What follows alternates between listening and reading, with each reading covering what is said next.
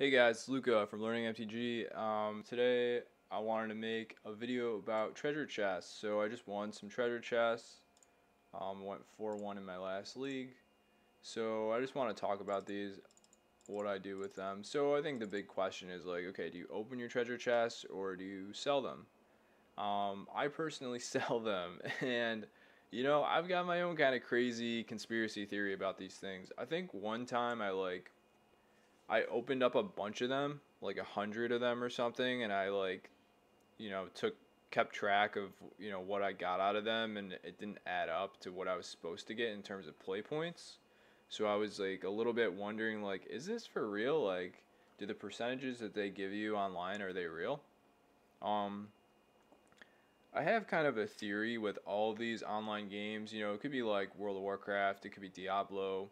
One of the things they do in Diablo is if you haven't played in a while on Diablo 3, you'll like instantly drop a legendary item. So, it's almost like they mess around with the probabilities to increase their profit margin to try to retain people because, if you haven't played in a while, you get a new item that could get you excited to keep playing more.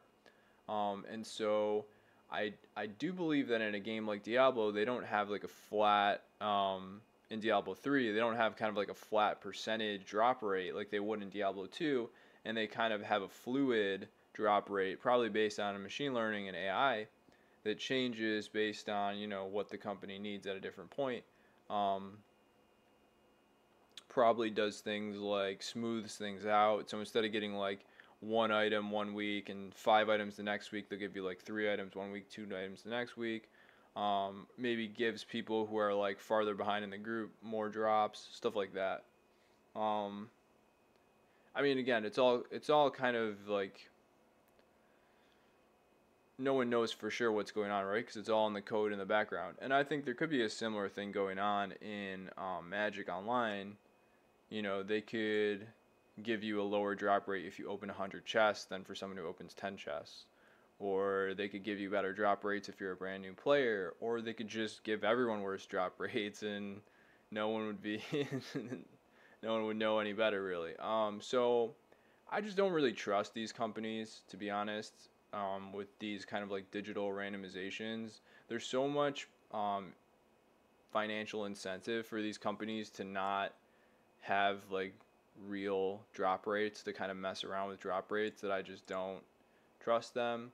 So I like to sell. But if you did trust the drop rates, there's tools on GoatBots that are really nice. So for a treasure chest, you can see they're buying chests for 272, and the EV it basically tells you the exact EV of what you would get if you opened the chest and you sold all the items back to GoatBots. So that's kind of a cool thing you can use.